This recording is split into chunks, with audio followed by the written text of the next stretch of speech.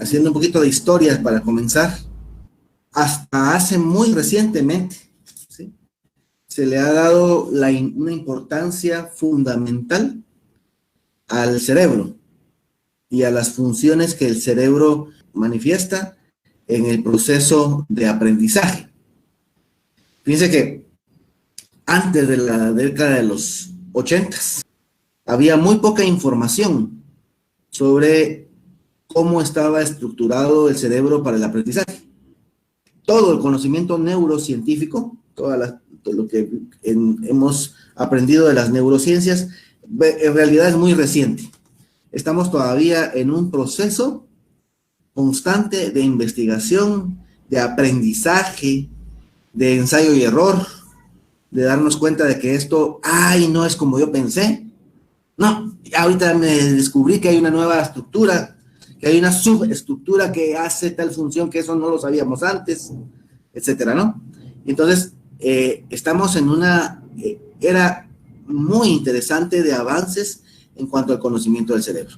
Pero en estos ya 30 años, desde los 90, hasta el comienzo de los 90 hasta 2020, han habido avances muy significativos y se han descubierto muchas cosas sobre cómo funciona el cerebro. ¿Y para qué nos ayuda eso a nosotros los educadores? Porque fíjense que si nosotros sabemos exactamente cómo funciona el cerebro, podemos entonces tener las estrategias educativas o el currículum, como lo plantea este grupo de profesionales que están trabajando con el DUA, ¿no?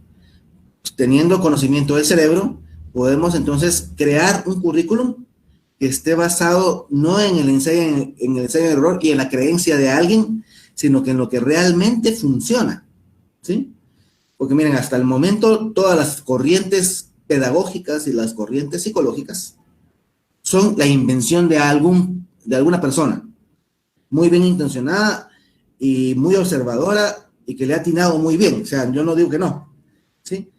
Que si ahora tenemos un Piaget, por ejemplo, que hizo toda su investigación observando a su hijo, ¿sí?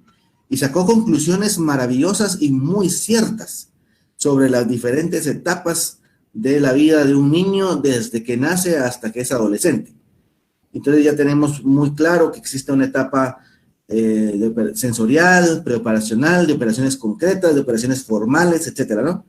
Pero Piaget no lo pudo estudiar sabiendo qué estaba pasando dentro del cerebro de su hijo para poder tener una conclusión que fuera 100% inequívoca, sino lo hizo en un proceso un tanto especulativo, ¿no? En donde fue muy atinado, era un observador, pero muy acucioso, ¿verdad? Sin embargo, toda la neurociencia actualmente puede validar, por ejemplo, lo que Piaget nos hablaba, ¿verdad? De por qué, digamos, se va dando ese proceso de desarrollo diferente en el aprendizaje de un bebé, de un preescolar, de un niño en etapa escolar, de un niño de etapa secundaria. ¿Por qué hay esos cambios? Lo sabíamos, entre comillas, por fe, ¿sí? Sabíamos que, por observación directa, sabíamos que el niño de los 0 a los 3 años está en un proceso de maduración en donde todo se lo mete en la boca, todo lo toca, todo lo mueve, y que hay que estar detrás por todos lados cuidándolo. Por pura observación lo sabíamos, ¿no? Y que ya después de los 3 años ya comienza el proceso ya de consolidación de su lenguaje, y esa consolidación del lenguaje lo hace ya calmar un poquito toda la parte motora, y se vuelve un perico, ¿no? Y todo habla ya, y ¿por qué? Y quiere aprenderlo todo, y ya empieza un proceso más de tipo cognitivo, más que manipulador, y entonces ya entra en una etapa que le llamamos preoperacional. O sea, todo eso lo fuimos observando.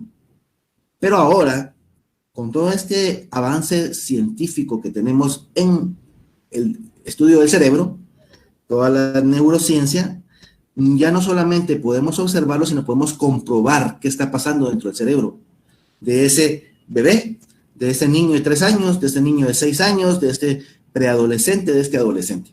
¿Qué cambios está dándose dentro de la estructura cerebral qué áreas están madurando, qué áreas están siendo de mayor preponderancia en cuanto al manejo para su pensamiento y todo eso. Entonces, lo sabemos.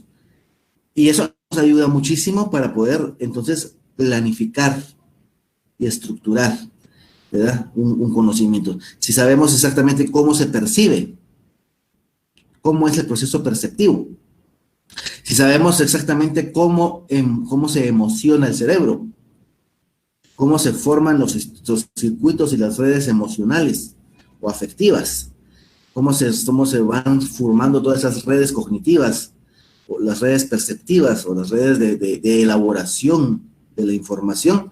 Pero si tenemos como esa información muy clara, entonces, pues definitivamente lo podemos aplicar eh, para ya no estar en un proceso de ensayo y error, sino tenemos como ya como la visión más clara de qué hacer y cómo hacerlo. Entonces, de ahí la importancia de profundizar en todo este proceso de conocimiento de nuestro cerebro y la aplicación de esto a la escuela, ¿sí? Al currículum, a la educación. Y de ahí entonces viene una de las ciencias, de las ramas de la neurociencias, que es la neurociencia cognitiva o la neurocognición, que nos da muchísima base de cómo se aprende y de cómo es que el cerebro trabaja para poder lograr cambios a nivel de pensamiento y de conducta, ¿verdad? Y la aplicación de esto, pues, es el entrar en los procesos que le llamamos de neuroeducación, ¿sí? Es la aplicación de todas de las neurociencias cognitivas al mundo de la psicopedagogía. Pues muy bien. Entonces, voy a compartirles por acá una presentación que tengo preparada para que comencemos a trabajar el tema de las redes de aprendizaje. Vamos a hacer una presentación de nuestro protagonista de hoy, ¿sí? Hoy vamos a hacer un repaso y a formarnos un poco o aprender un poquito más acerca de nuestro maravilloso cerebro y de cómo está organizado el cerebro para el aprendizaje y cómo se organiza en redes de trabajo neurológico. Y esas redes permiten o facilitan el proceso de aprender y que son necesarias y están involucradas en todo proceso de aprendizaje. Entonces, acá les presento, les decía, al protagonista. El cerebro es el órgano más importante que tenemos en nuestro organismo. Algunos dirán también el corazón, ¿sí? Sin embargo, el corazón no funciona si el cerebro no le da la organización rítmica a través de la inervación que tiene para poder operar. Entonces, el corazón rige todo, perdón, el cerebro rige todo, ¿sí? Incluyendo a nuestro corazón. Por eso es que yo puedo afirmar que el cerebro es el órgano más importante, ¿sí? Y es un órgano sumamente maravilloso. Nos da 3 funciones importantísimas para la vida. Hay 3 funciones básicas que trabajan nuestro cerebro. Por un lado, el cerebro trabaja todas las funciones que le llamamos de tipo autónomo o de tipo inconsciente. Como les decía, el sistema circulatorio, o sea, el sistema digestivo, el sistema de organización de la vida, depende del cerebro, y no somos conscientes de todos esos procesos que el cerebro trabaja para que podamos hacer la digestión, alimentar toda la nutrición y la oxigenación celular, los procesos de respiración, de circulación sanguínea, etcétera, ¿no? Todo eso está regido por nuestro cerebro y constituye todo un área que es de tipo inconsciente en el cerebro. Por otro lado, tenemos las funciones que podemos denominar de tipo subconsciente, ¿sí? De las cuales no somos conscientes, no tenemos idea de que ahí están, pero que son importantísimas. Ahí está todo el aprendizaje que tenemos guardadito a nivel de la memoria de largo plazo. En ese mundo subconsciente está todo nuestro sistema de creencias, de normas, de reglas. También están guardados nuestros temores, nuestros miedos, nuestras angustias, nuestras preocupaciones. Muchas cosas que ni siquiera sabemos que están ahí, están guardadas, ¿sí? Y que constituyen o tienen una influencia muy grande en cómo nos relacionamos con nuestro entorno, cómo aprendemos, cómo nos sentimos, qué preferimos, cómo logramos desarrollar nuestras metas y qué tanto éxito logramos en la realización de lo que nos proponemos. Todo eso está ahí metido, ¿verdad? Y conocer ese mundo subconsciente, hacernos más conscientes de ese mundo subconsciente, nos da un enriquecimiento muy grande en la vida. Y luego pues tenemos el área que le llamamos el área o las funciones de tipo conscientes. Somos conscientes de que estamos recibiendo un taller, de que hay un licenciado ahí que está hablando un montón de cosas, ¿verdad? Y todo eso es consciente, ¿sí? Y entonces hay áreas de nuestro cerebro que en primer lugar están rigiendo o gobernando o trabajando esas áreas inconscientes, subconscientes y conscientes de nuestro organismo. Entonces, por ejemplo, el área de procesamiento inconsciente o toda la parte primitiva del ser humano, digamos, o de mantenimiento de la vida, la vamos a tener en lo que llamamos el cerebro primitivo, cerebro reptiliano o tallo cerebral. Aquí no se mira, pero hay una estructura que viene aquí así, ¿verdad? Es el tallo cerebral, ¿verdad? Que conjunto con el cerebelo, pues forman un núcleo que está manejando toda nuestra vida. Entonces, por ejemplo, un golpe aquí puede ser fatal, porque se puede paralizar la regulación de la respiración o la regulación de nuestro ritmo cardíaco, por ejemplo, y podemos morirnos con un golpe en la parte a nivel de la baja de la nuca, ¿no? Entonces, porque ahí están las áreas que son de naturaleza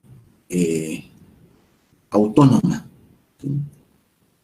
Que no tenemos nosotros control sobre ellas, consciente o subconsciente. Luego, en la parte media del cerebro, ¿sí? Aquí no se mira tampoco, sino que vamos a ver si por aquí, no sé si tengo por acá. Ay, no, voy más rápido. Acá, ¿sí? En esta parte de acá, la parte media, si partimos el cerebro 2, en esta parte de acá, el cerebro medio, tenemos esa segunda función o ese segundo núcleo de funciones neurológicas, que son todas las funciones de tipo emocional y de mundo subconsciente, ¿sí? O sea, aquí en este mundo, aquí tenemos las creencias, nuestros temores, todo el mundo de lo que nos emociona y por qué nos emociona, todo eso está guardado en esa área de cerebro que llamamos cerebro medio, que está en medio del cerebro, ¿eh? Y por otro lado, pues tenemos acá, regreso a esta, que en toda la corteza cerebral, ¿sí? Está nuestro mundo consciente. Todo lo que vemos, lo que olemos, lo que oímos, lo que sentimos, lo que percibimos, todo lo que pensamos sobre eso que estamos viendo y percibiendo, ¿sí? Todas las conexiones que tenemos de organización de las funciones que nos permiten poder procesar la información, todas las funciones de almacenaje de la información están regidas por la corteza cerebral, ¿sí? La corteza cerebral es toda esta región que tenemos, que es la parte superficial del cerebro y que ocupa la mayor porción del cerebro humano. Y nosotros los humanos pues tenemos el cerebro más desarrollado de toda la creación. El cerebro humano es un cerebro sumamente evolucionado comparado con el cerebro de cualquier otro mamífero o de cualquier otro ser vivo, ¿sí? Tenemos el cerebro más complejo.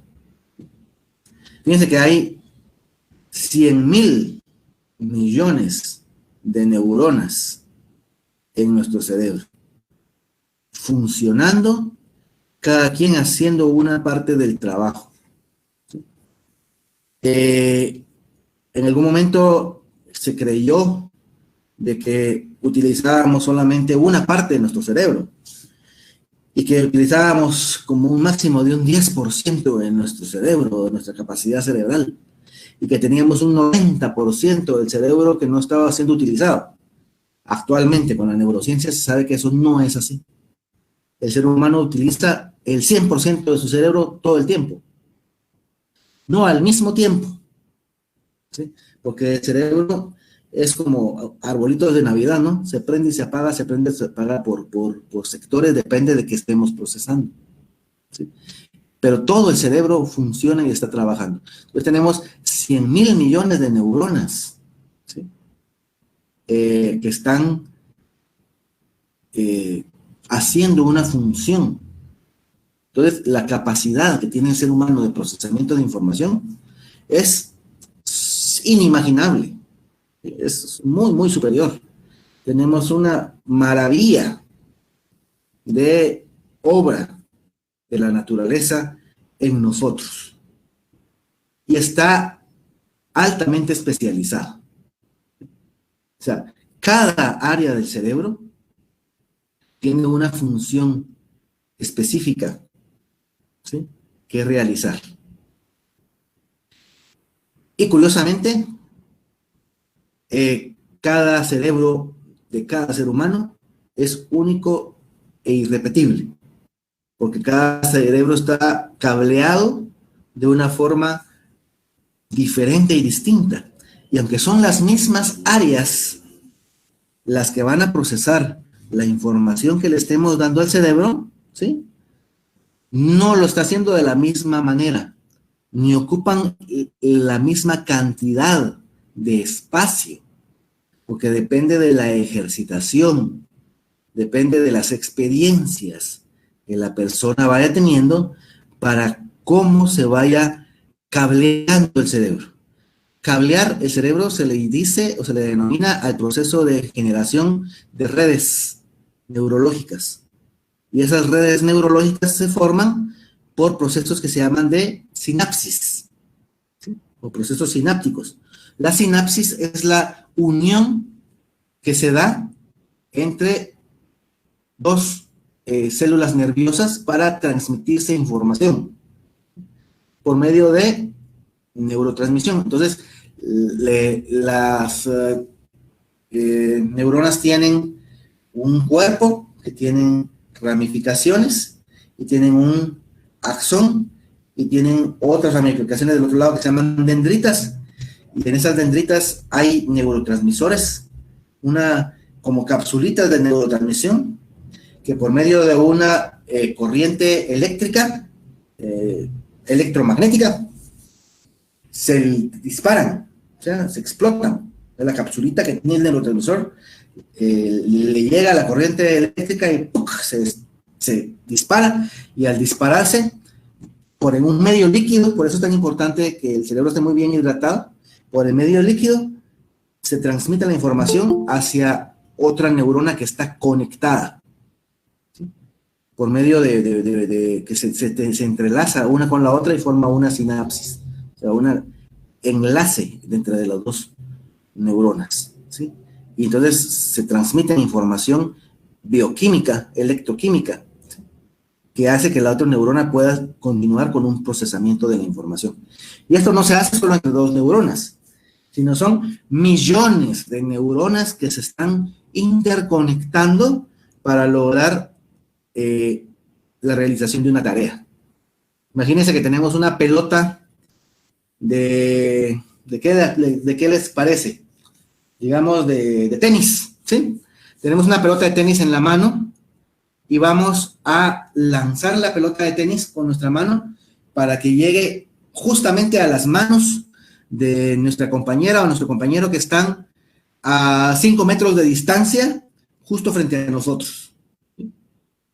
Para que ese proceso se dé en donde nosotros vemos a nuestro compañero o a nuestra compañera, calculamos mentalmente la distancia, el tiro parabólico, la velocidad, y podemos tener el impulso muscular para que esa pelota pueda salir de nuestras manos a la velocidad necesaria, con el impacto necesario, con la fuerza necesaria, ¿sí? En la dirección correcta. ¿Sí?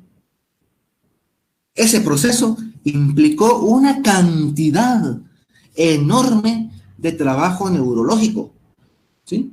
Una cantidad tremenda de redes, de redes conectadas, en donde se conectó diferentes componentes de la visión y de la visualización, de la audición, de los núcleos de procesamiento espacial temporal en el cerebro, núcleos de procesamiento numérico, matemático, que son, que no nos damos cuenta, pero que están funcionando ahí, ¿verdad?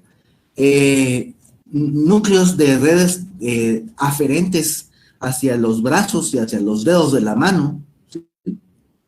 Que impulsan y controlan, median la fuerza, la intensidad, la calidad, la organización visual motora que está implícita ahí. Entonces es una red muy compleja en el simple movimiento que hacemos para lanzar una pelota, ¿sí? Y a mayor grado de dificultad, ¿sí? Cuando, fíjense que si el niño ya aprendió a lanzar la pelota, simplemente sacarla de sus manos, eso implicó una red que se formó en su cerebro. Pero si a ese niño se le pone el reto de que esa pelota no solamente tiene que lanzarla, sino tiene que dar en un blanco específico, ¿sí? Que tenemos colocado, por ejemplo, en una cubeta que tenemos a 2 metros de él y que tiene que tener la precisión para que esa pelota entre en esa cubeta.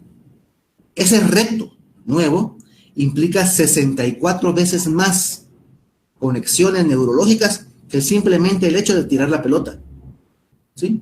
Entonces, si eran, imagínense, por decir algo, 1 millón de neuronas conectadas para lanzar la pelota, son 64 millones de neuronas conectadas para poder atinarle y darle al blanco, ¿sí?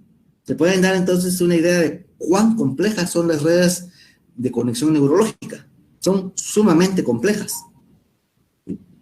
Y mientras más reto, mientras más novedad, mientras más complejidad, ¿sí?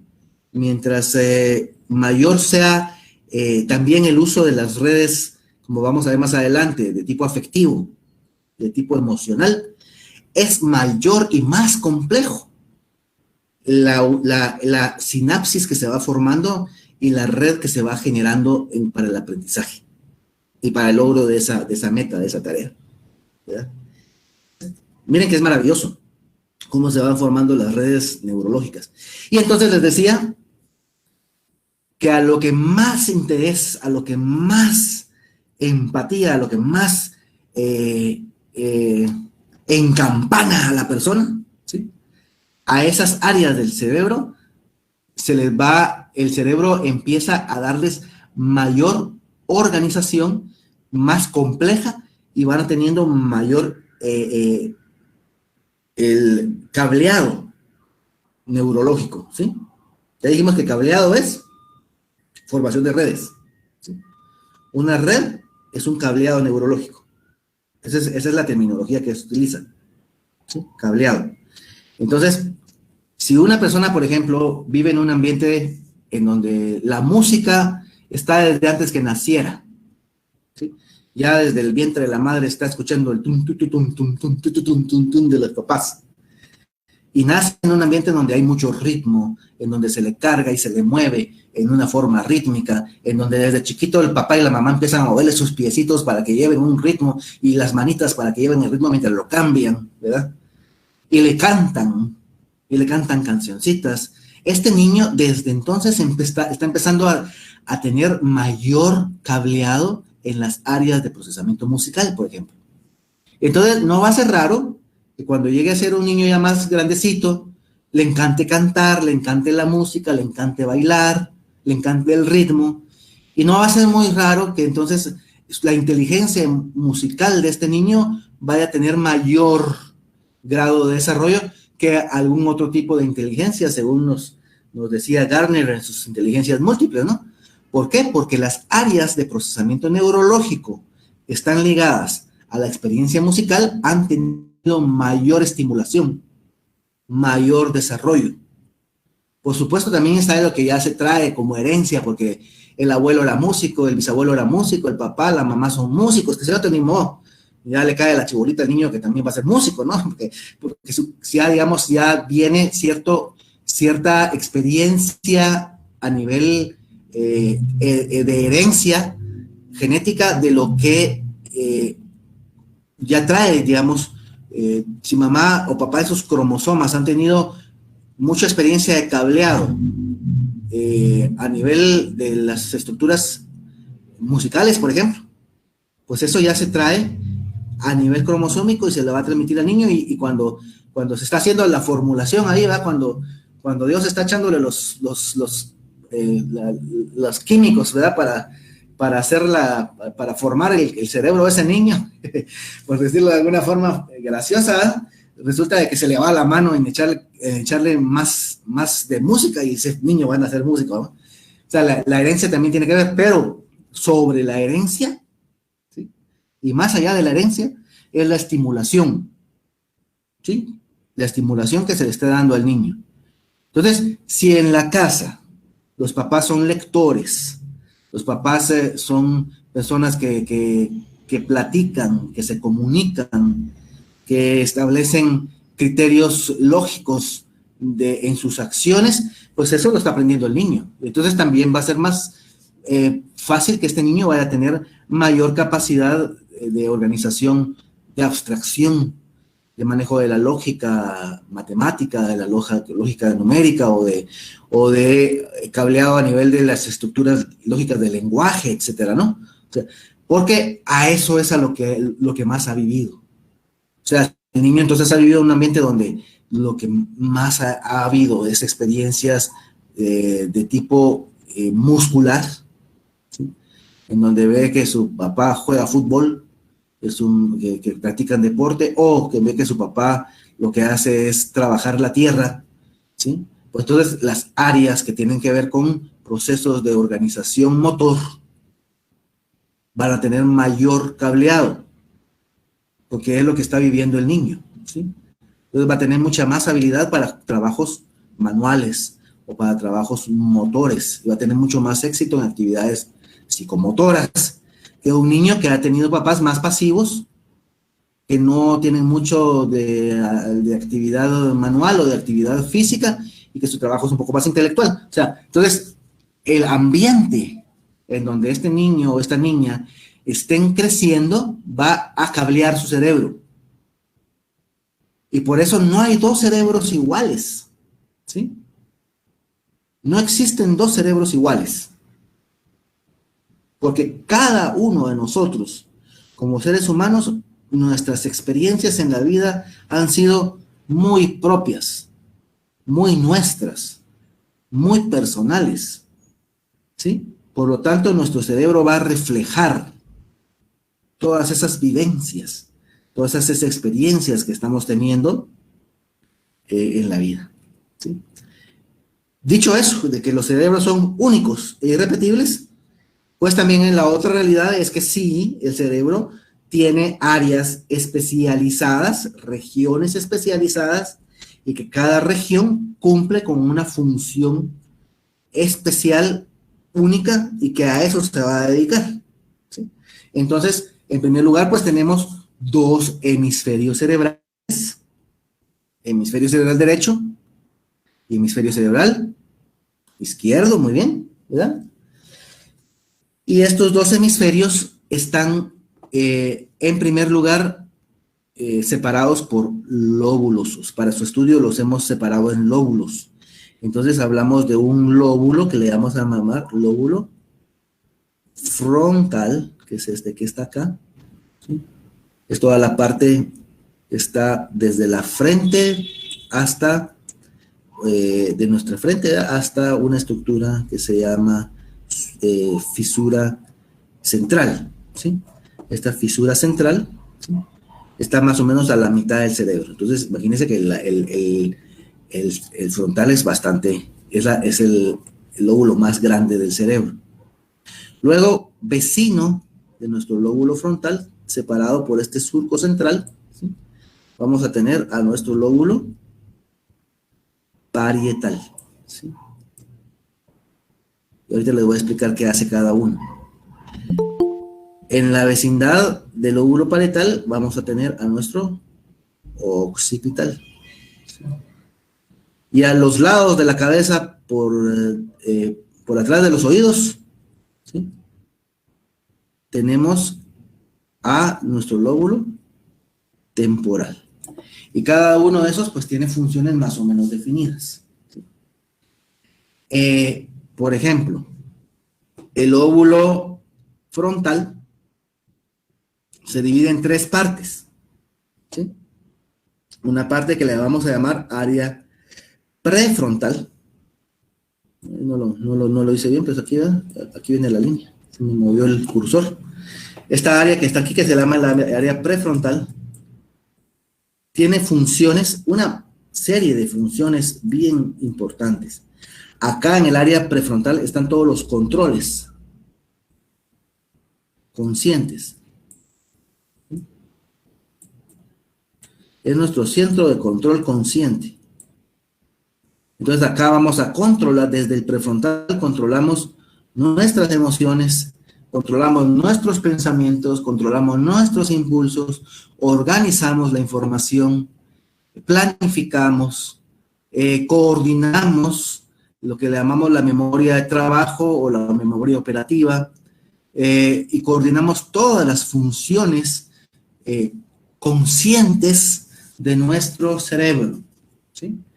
Entonces, ahorita ustedes están comprendiendo lo que yo les estoy diciendo, porque hay una parte de área prefrontal de nuestro cerebro que está funcionando bien y que está permitiendo que lo que ustedes están escuchando, lo que ustedes están viendo, lo puedan ustedes incorporar a una mesa de trabajo en donde toda esa información que están recibiendo la están analizando, la están comparando, la están clasificando, la están deduciendo, están infiriendo, están viendo la lógica de lo que les estoy comentando, ¿sí? Están dudando, están criticando, están diciendo no estoy de acuerdo con esto porque mi experiencia me dice, ¿sí?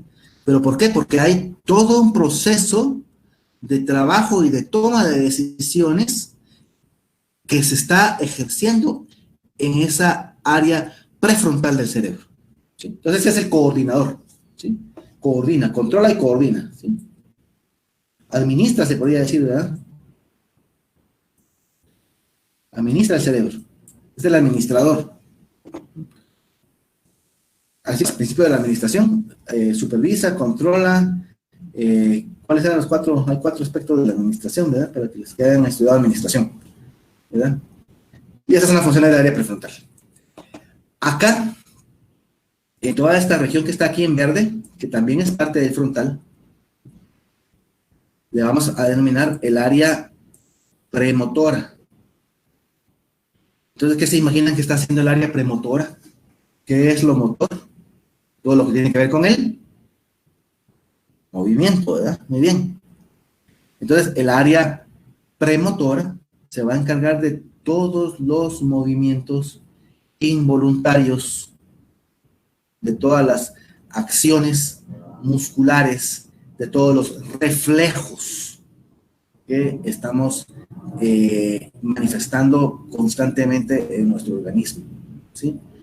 Todos los movimientos de los músculos, tanto estriados como lisos, tienen acá, en algún punto de toda esta región, un núcleo especializado que está coordinando sus movimientos, que está formando las redes para que ese movimiento con el conjunto de movimientos que estén dando pueda ejecutarse adecuadamente. Entonces, qué sé yo, miro un estímulo que me sobresaltó y salté, o sea, se movieron mis músculos. Pues hubo área premotora que estuvo implicada en que yo saltara, ¿sí? Pero igualmente ahí va a haber algunos sectores que van a estar especializados en todos los movimientos de los otros músculos para que podamos tener todos esos procesos trabajando constantemente sin que nos estemos preocupando mucho de ellos, ¿verdad? El área que está aquí en verde más oscuro, ¿sí?, es lo que le vamos a llamar la corteza motora primaria. Aquí dice solo corteza primaria, pero es corteza motora, ¿sí? Corteza motora primaria. Y en esa corteza motora primaria están todos los movimientos conscientes de nuestro organismo. Yo les digo, levantemos una mano, levantemos la otra mano, aplaudamos, ¿sí? Hubo alguna parte, alguna región de nuestra corteza motora primaria que se prendió para que pudiéramos mover nuestras manos, o mover los brazos, o mover nuestras piernas, o coordinar los movimientos de nuestras dos manos, de nuestras dos piernas, etcétera, para poder generar marcha, etcétera. Que están asociadas a otras áreas, por ejemplo, no solamente, porque la marcha no solamente es movimiento muscular, sino también tiene que ver con áreas visuales, con áreas auditivas, con áreas de desarrollo neurovestibular, etcétera, ¿no?, que están en otras regiones del cerebro, que hacen red para que podamos caminar, por ejemplo. Pero el control del movimiento está acá. Y fíjense ustedes que las dos regiones, porque aquí no tengo aquí el esquema en la presentación, pero digamos que de acá para acá, toda esta región que estoy dibujando ahorita, más o menos, en unas personas más grandes que en otras, esta región va a ser la región de los movimientos para la coordinación del habla. ¿Sí? De acá hasta como por acá, van a estar los movimientos para la coordinación de la mano, y los movimientos de la mano. Y de aquí para acá, todo el resto del cuerpo. ¿Sí? Entonces, fíjense que manos y boca ocupan una gran extensión de miles de millones de neuronas coordinándose para que podamos mover la lengua, para que podamos hacer la coordinación de los movimientos de los músculos de las cuerdas vocales, para que podamos hablar. ¿Sí? Son millones de neuronas. Igual, la mano tiene una gran cantidad de enlaces, de conexiones neurológicas, para que podamos hacer todos los movimientos que implica el uso de las manos, porque las manos tienen múltiples funciones. Las manos sirven para manipular, pero las manos también sirven para expresar. ¿Sí? Podemos decir adiós con la mano, podemos saludar con la mano. La mano puede expresar dolor, puede expresar tristeza. ¿Sí? Mírenle las manos a un niño muy enojado, ¿cómo las va a tener? Presionadas, ¿sí? O sea, las manos expresan, por eso es que tienen mucha área de corteza primaria funcionando para ellas. Y vecino, o sea, el vecino estamos ya en el lóbulo parietal. Y el lóbulo parietal también se divide, igual que el frontal, en grandes bloques. Y aquí, fronterizo a la corteza motora primaria, va a estar la corteza sensorial primaria, o somatosensorial primaria, ¿sí? Está en esta parte de acá, la corteza sensorial. Y fíjense que qué interesante que están como frontera, son porque sentimos y movemos, nos sentimos y movemos. ¿Sí? La sensación y el movimiento están muy relacionados, están muy ligados. Lo que sentimos nos hace movernos. Sentimos frío, nos movemos. Sentimos calor, nos movemos. ¿Verdad? Sentimos áspero, nos movemos, etcétera, ¿no? Entonces, la corteza sensorial primaria está en la frontera. Y luego acá, atrás, toda el área posterior tiene que ver con sensaciones. En todo el parietal está todas las asociaciones, toda la asociación que podemos hacer de diferentes tipos de sensación. El control térmico, el control del tacto, de la sensación de aspereza o de suavidad, etcétera, ¿no? Todas esas interpretaciones que podemos hacer de lo que estamos sintiendo, de la presión de nuestro cuerpo, de cómo sentimos la presión de la silla de nuestro escritorio, o de la mesa donde está, de la silla donde estamos sentados ahorita en este momento, sentimos la presión sobre nuestras piernas, ¿no? Y eso está llegando a esas áreas somatosensoriales de nuestra lóbulo parietal, ¿sí? Luego, si vamos hacia atrás, toda la región occipital del cerebro tiene que ver con lo visual, con procesos de visión y visualización. La visión y la visualización son complejísimas, son procesos muy, muy complejos, ¿sí? Hay muchísimas habilidades que están ligadas a ver, a percibir, a interpretar lo que veo, a asociar lo que veo, a modificar lo que veo, etc. Hay una cantidad de funciones que tienen que ver con ver y con visualizar. ¿Sí? No solo vemos, sino también visualizamos, que son dos experiencias humanas complementarias y que podemos tenerlas, ¿no? Podemos imaginarnos una manzana sin que la manzana esté aquí. Y eso es un proceso de visualización. Soñamos, aunque tengamos los ojos cerrados. Y eso es un proceso de visualización, por ejemplo. Y todos están organizados en áreas específicas de nuestro occipital, ¿sí?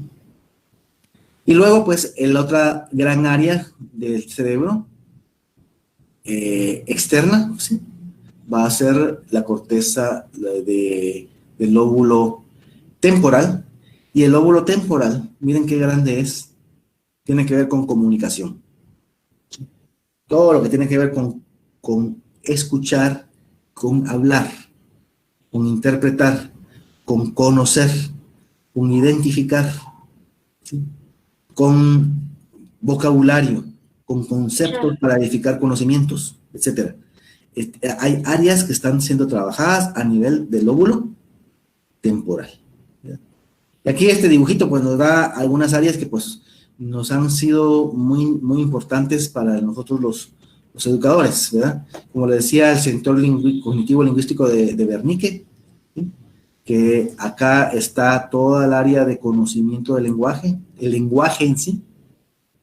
Si una persona sabe un idioma, pues va a tener un cableado, y si una persona sabe 2 idiomas, pues esa área va a estar doblemente cableada, y si alguien sabe 5 idiomas, pues imagínense el cableado tan profuso que debe haber en esta región cognitiva lingüística de Wernicke. Y miren qué interesante dónde está, porque está en un área y que a veces se extiende un poquito más, incluso hasta tocar occipital. Pero esta área está en coordinación entre lo que se siente, lo que se mueve y lo que se piensa o lo que se tiene como conocimiento. Está como en un triángulo entre el lóbulo temporal, el parietal, ¿verdad? Y a veces también un poquito como el occipital. Acá miren, en el área motora, ¿sí? Pero muy cerca del área de procesamiento del lenguaje, que es todo el lóbulo temporal, vamos a tener el famoso área de Broca. ¿Se recuerdan? Cuando les dije del trancazo que se dio aquel trabajador italiano y que se le metió la varilla aquí, y que por eso conocemos esa área, ¿no? ¿Sí? Pues aquí fue donde cabal le cayó el varillazo al pobre muchacho. Y gracias a él, Broca descubrió que esa área tenía que ver con el área motriz del lenguaje, con el área de articulación del lenguaje. Pero miren, está también en frontera motora, ¿sí?, con el área cognitiva, o con el área que tiene que ver con interpretación del lenguaje, ¿verdad? Acá, miren, la audición tiene que ver mucho con sensación, tiene que ver mucho con movimiento, y tiene que ver mucho con la organización de muchas otras áreas. Entonces la corteza auditiva primaria está acá, ¿verdad? Y el área de asociación auditiva, en donde comprendemos el lenguaje, miren, está pegada a las dos áreas, a la de Wernicke y al área de Broca, como un puente. Y todas, si pudiéramos tener un mapa, este es un mapa impreciso, pues, pero un mapa mucho más preciso, miraríamos colonias, digamos, ¿sí?, asociadas, donde cada colonia tiene un trabajo que hacer, ¿sí? Colonias de neuronas, ¿no?, que se están interrelacionando, pero la red de comunicación entre las neuronas es sumamente amplio y sumamente complejo. Ya quisiéramos tener en la humanidad un sistema de carreteras tan complejo como el cerebro humano, ¿verdad? Nos podríamos comunicar con cualquier parte de cualquier lugar, en cualquier momento, y de una forma muy fácil y muy práctica, ¿no? O sea, para que nos demos cuenta de cómo es esto, ¿no? Son redes de comunicación que se están dando entre diferentes áreas del cerebro, ¿verdad? Y pues los dos hemisferios tienen funciones diferentes y complementarias. El hemisferio izquierdo tiene mucho que ver con el área de la lógica, del pensamiento y de la comprobación de la hipótesis, del trabajo activo para el aprendizaje, con interpretaciones de todo lo externo y valora mucho todo lo exterior, todo lo que hay a nivel de fuera del ser, de la persona, ¿no? Y el lado derecho del cerebro es de naturaleza más intuitiva, más abstracta, de pensamiento hipotético, de duda. ¿Sí? El lado derecho del cerebro duda y el lado izquierdo del cerebro contesta o resuelve la duda, por ejemplo. Es intuitivo, por lo tanto es más hacia adentro, y hacia la evidencia no exterior, sino interior de la persona. Entonces, el equilibrio de los dos hemisferios cerebrales es fundamental para que el aprendizaje pueda tener una buena calidad y una buena meta lograda, ¿sí? La organización de los dos hemisferios cerebrales trabajando en conjunto. Y eso lo vamos a ver dentro de un rato. La importancia que tiene el poder lograr que haya equilibrio en el trabajo de los dos hemisferios cerebrales. ¿Y qué está pasando cuando un niño no tiene igualmente trabajando sus dos hemisferios cerebrales? Cuando hay discordancia entre el trabajo de un hemisferio cerebral y el otro. ¿Qué problemas podemos observar a nivel de aprendizaje? Porque fíjense que muchas de las discapacidades, entre comillas, a mí me encanta entrecomillar la palabra discapacidad porque es tan relativa, ¿no? Pero muchas de las discapacidades que tiene el niño o la niña para cualquier situación de tipo intelectual o discapacidad intelectual, por ejemplo, tienen que ver con cómo está funcionando las áreas de funcionamiento neurológico. Cómo está funcionando sus dos hemisferios cerebrales. ¿Qué tanto se están comunicando a través del cuerpo calloso los dos hemisferios cerebrales? ¿Cómo está estructurada su área de comprensión o de lenguaje receptivo? ¿Cómo está estructurada su área de lenguaje expresivo? Si estamos hablando de Wernicke-Broca. ¿Cómo está funcionando su área de visión y visualización? ¿Cómo está funcionando su área de habilidades auditivas? ¿Cómo está funcionando su área de desarrollo de habilidades motoras, psicomotoras? ¿Cómo se está coordinando el área visual con el área motora, el área visual con el área auditiva? ¿Cómo está la integración auditivo-visual de este niño? ¿Sí? Porque en esas situaciones es que el niño puede llegar a tener éxito o se le puede dificultar y tener algún tipo de discapacidad para procesar la información y tener éxito en la información que se está teniendo. Entonces, observar. Miren, una tarea importantísima que vamos a tener nosotros en nuestro quehacer docente va a ser siempre mucho observar. Observar y observar. Observar cómo mira, observar cómo agarra el lápiz, observar cómo dibuja, observar cómo habla, observar cómo comprende, qué no comprende, qué interpretó de lo que le dije. ¿Sí? Hay una cantidad de cuestiones que se necesitan de observación, porque si vamos a hablar de educación inclusiva, necesitamos conocer a cada una de las personas que tenemos a nuestro cargo. No solamente su nombre o cómo se llaman sus papás, ¿verdad? Sino conocer muchos datos sobre su nacimiento, sobre sus enfermedades, sobre sus estilos de vida, sobre sus experiencias, ¿sí? Para poder empezar a formarnos una idea de cómo está cableado ese cerebro. Evaluar cómo se mueve, cómo ve, cómo oye, cómo se expresa, cómo interpreta lo que le digo, etcétera. Porque eso nos va a dar mucha idea de cómo está funcionando y nos va a poder hacer que esos procesos de adecuación curricular y esos procesos de educación inclusiva y con este modelo también universal puedan aplicarse de una forma más eficiente y que dan mejores resultados. Si no observamos y si no tenemos conciencia de las diferencias que podemos tener a nivel de la organización de nuestro cerebro, entonces es muy difícil que podamos hacer diferenciación entre los niños para poder ayudarlos, ¿sí? Y no vamos a tener entonces estrategias que puedan estar personalizadas y que sean adecuadas a la realidad del complejo mundo que pueda tener la estructura neurológica y social de ese niño en particular, ¿sí? La verdad, la educación inclusiva solo es posible dentro de un esquema de educación personalizada, ¿sí? No se puede hablar de educación inclusiva dentro de un contexto de educación masiva, regular, con un solo currículo que está atendiendo a todos de la misma forma, porque eso definitivamente va en contra de la naturaleza individual que pueda tener cada persona y cada persona dentro de su cerebro con su propio cableado y su propio desarrollo personal.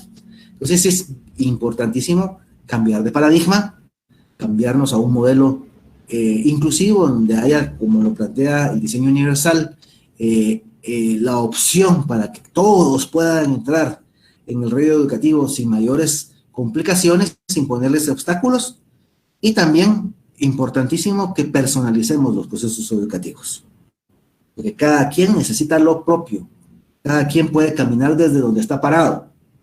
Ustedes mismos ahorita, si yo les digo, miren, háganme favor, vayan a su cocina y consíganse un vaso de agua, pero no se muevan de la silla donde estén, sino empiecen a caminar, por favor, desde la puerta de su casa. ¿Quiénes de ustedes podrían hacer eso? No caminar desde donde estamos, sino caminar desde la puerta de la casa para poder traer el vaso de agua. Ninguno podría, ¿no? Porque cada uno puede caminar solo desde donde está sentado, desde donde está en este momento. Desde ahí se puede empezar a caminar. Y igual va a pasar con cada uno de los niños que tenemos en el aula. Cada quien va a empezar a aprender desde el momento en donde esté y desde las circunstancias que vive. Por lo tanto, los procesos de inclusión educativa nunca pueden ser masivos, ¿sí? No pueden tener estrategias en donde todo el mundo haga lo mismo, sino tienen que ser totalmente personalizados, porque cada cerebro de cada niño tiene su propio ritmo de aprendizaje, sus propias características personales internas, su propio cerebro único y irrepetible, sus propios intereses, motivaciones, etcétera. Entonces necesitamos entrar en ese rollo de conocer a nuestros niños y trabajar con cada uno, ¿sí? Entonces eso implica pues una serie de modificaciones al currículum y una serie de modificaciones a los sistemas que podamos tener de apoyo, de trabajar ya no un maestro aislado, sino como equipos de trabajo, integrar en equipos a los padres de familia, ¿verdad? Dentro de su proceso, porque ¿quién más que el padre de familia para poder apoyar la personalización del proceso? Involucrar directamente a las autoridades de la escuela, que la autoridad de la escuela, discúlpenme, pero no debe ser alguien que esté sentado en un escritorio. No es que yo quiera criticar, no es esa mi intención, ni hacer sentir mal a ninguno, o ponerme en contra de nadie, pero la verdad es que las personas administrativas y los directores de las escuelas tienen que estar activos, como entes activos dentro de las aulas, apoyando procesos, dentro de lo que les corresponde, por ejemplo, por supuesto, ¿verdad? Pero sí es necesario que haya esa formación de equipos, ¿sí? En donde todos estemos involucrados en ese proceso de educación personalizada. Hacer uso de todos los recursos que podamos tener, de servicios de salud, de servicios psicológicos, psicopedagógicos, para que podamos verdaderamente entrar en este proceso del mundo de la inclusión educativa. Entonces, es importante el poder aprender a trabajar en equipos, ¿sí? Multidisciplinarios, para atender las necesidades personalizadas de cada uno de los niños que podamos tener en nuestras aulas, ¿verdad? Dice Ronald, licenciado, ¿cómo trabaja el cerebro o qué hemisferio trabaja más de un niño no vidente? Ok, bueno, tal vez ahí no se da tanto en hemisferio, sino en cuanto a lóbulos.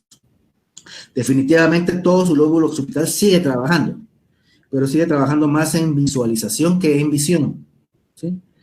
Y te van a fortalecer muchísimo más o se van a cablear más las áreas del procesamiento auditivo y de desarrollo auditivo motor, y algunas otras áreas que son más de tipo intuitivo o incluso de sonar, ¿no? De poder, el sonido que rebote y poder saber calcular distancias a través del sonido que tenemos. Nosotros generalmente no la tenemos desarrollados. Los murciélagos sí, ¿verdad? Pero nosotros tenemos esa capacidad también de poder guiarnos y que por el rebote del sonido podamos saber la posición de los objetos alrededor nuestro. Pero es algo que va a desarrollar y que va a cablear una persona no vidente, sobre todo si es no vidente de nacimiento. Marlene nos dice, buenos días, tengo una pregunta, sería recomendarle la práctica del método de Glenn Doman en niños de 3 a 6 años. Este método estimula el aprendizaje de la lectura a través de presentar palabras, rótulos, objetos en casa. Fíjate, Marlene, que Glenn Doman es buenísimo para muchas áreas. Yo tuve la oportunidad de trabajar directamente con personas especializadas en el método de Glenn Doman, ya hace unos 20 años atrás. Y cuando todavía no tenía yo todo este conocimiento que es muy reciente, pues yo decía, sí, qué maravilloso Glenn Doman con relación a la lectura y escritura. Pero todo este conocimiento nuevo que estamos teniendo en neurociencias botan la importancia o el proceso de aprendizaje de las lecturas por bits que plantea el Glenn Doman para niños de 3 a 6 años, o para menos incluso, niños de 2 años. ¿Sí? Yo no lo recomiendo. El proceso de aprendizaje de la lectura, de la práctica del método Glenn Doman, ¿sí? No lo recomiendo en niños pequeños. Sí es recomendable y sí funciona, porque yo lo he trabajado, el uso de bits o de las estrategias estas de aprendizaje global con niños con discapacidad intelectual en la edad que corresponda, ¿sí? Glenn Doman es un muy buen método para un niño con discapacidad intelectual, pero si ya estamos dentro de las edades que tenemos que trabajar. Ahora, como estimulación para niños pequeños no lo recomiendo, ¿sí? Por la experiencia que he tenido y por lo que he estudiado al respecto. Les digo, sí conozco bien el método de Glenn Doman, incluso lo apliqué, ¿sí? Pero hoy en día, con todo lo que yo ya sé y conozco actualmente, no lo recomiendo. La parte de lectura del método Doman, porque hay muchas otras cosas que son maravillosas. Por ejemplo, todo el cateo y arrastre, toda la estimulación neurofisiológica, la estimulación de todos los reflejos, la dieta que propone Glenn Doman. Todo eso es muy valioso y sí es muy importante y muy necesario. O sea, no la lectura, pero sí todo el proceso de estimulación neurológico de Glenn Doman es maravilloso, ¿sí? Yo tuve la experiencia de ayudar a niños con el método Doman para que pudieran reorganizar sus procesos de estructura motora cognitiva a través de arrastre, a través de gateo, ¿sí? Entonces eso funciona mucho, gateo y arrastre, porque está generando un proceso de estimulación bilateral coordinado de patrones cruzados, que eso es buenísimo, y que Glenn Doman nos dio mucho sobre eso, pero no directamente el proceso de lectura Marlene, ¿sí? Todo lo demás sí, hay muchas cosas maravillosas de Glenn Doman, pero lo de la lectura a la luz de las neurociencias y lo que se sabe actualmente, es mejor no aplicarlo, ¿de acuerdo? Bueno, dice cómo apoyar a niños que, dice Abril, nos pregunta cómo apoyar a niños que a los 2 años aún no hablan. ¿Qué acciones? Bueno, yo creo que si un niño no habla a los 2 años, habría que hacer una evaluación psicopedagógica de este niño.